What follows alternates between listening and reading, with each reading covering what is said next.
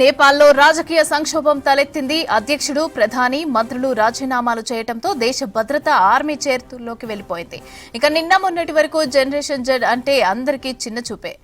సొంతంగా పనులు చేసుకోలేరని, స్వార్థపరులని, ఆఖరికి ఉద్యోగం చేయడంలోనూ నిర్లక్ష్యం వహిస్తారని విమర్శలు చేసేవారు. అలాంటి జెన్ జెడ్ అవినీతిపై గలమెత్తింది. ఏకంగా ఓ ప్రభుత్వాన్నే కూల్చేసింది. నేపాల్లో నిన్న ఓలీ ప్రభుత్వం దిగిపోవడానికి జెన్ జెడ్ చేపట్టిన ఆందోళనలే కారణం.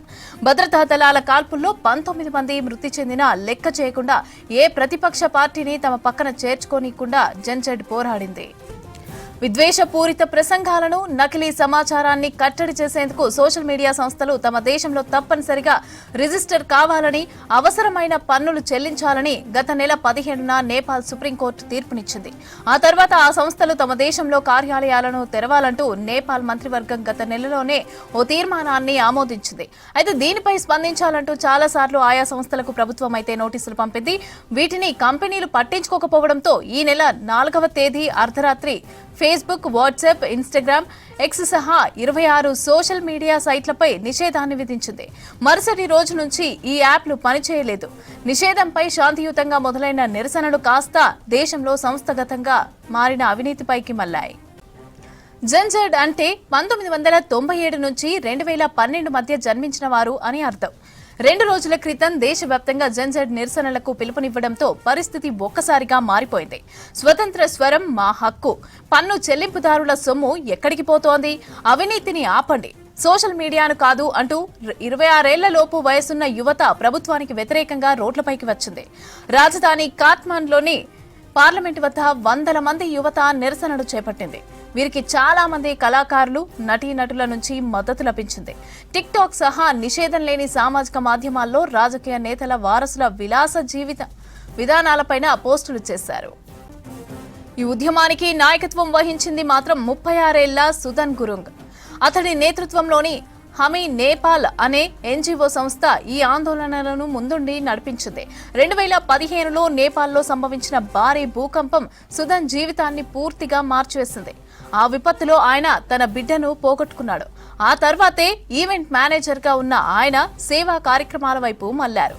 హమీ నేపాల్ ఎన్జీఓను స్థాపించి పలు ఆందోళనలు చేపట్టారు. గతంలో BP Koirala institute of health sciences లో పారదర్శకత కోరుతూ గోపా క్యాంప్ పేరిట ఆందోళనలు నిర్వహించారు. ఇక సోషల్ మీడియా యాప్స్ పైన నిషేధంతో మొదలైన ఉద్యమంలో డిజిటల్ యుగపు యువత ఆగ్రహాన్ని ముక్కలవకుండా హామీ నేపాల్ నడిపించారు.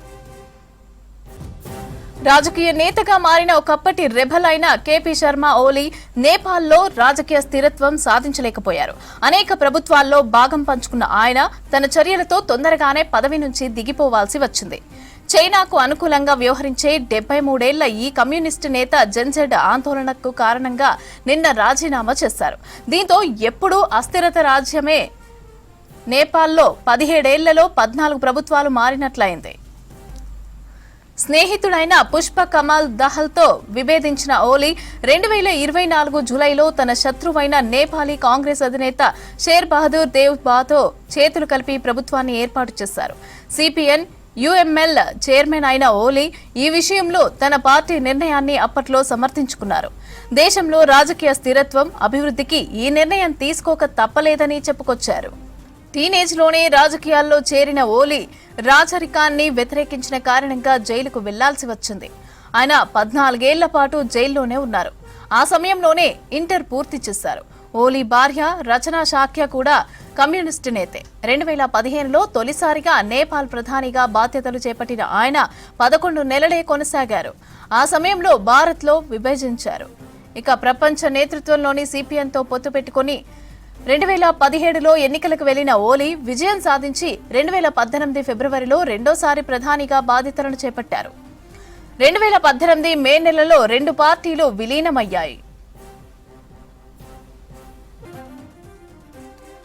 మన దేశం నుంచి టూర్ కోసం నేపాల్కి వెళ్లిన వారు ప్రస్తుతం అక్కడే చిక్కుకున్నారు. నేపాల్లో ఆందోళనలు కొనసాగుతుండటంతో తాము భయాందోళనలో ఉన్నామని చెబుతున్నారు. మరోవైపు దేశ సరిహద్దుల వద్ద భారత్ అలర్ట్ గా ఉంది. ఇతర దేశాల వారు అక్రమంగా భారత్లోకి రాకుండా అన్ని చర్యలు తీసుకుంటోంది.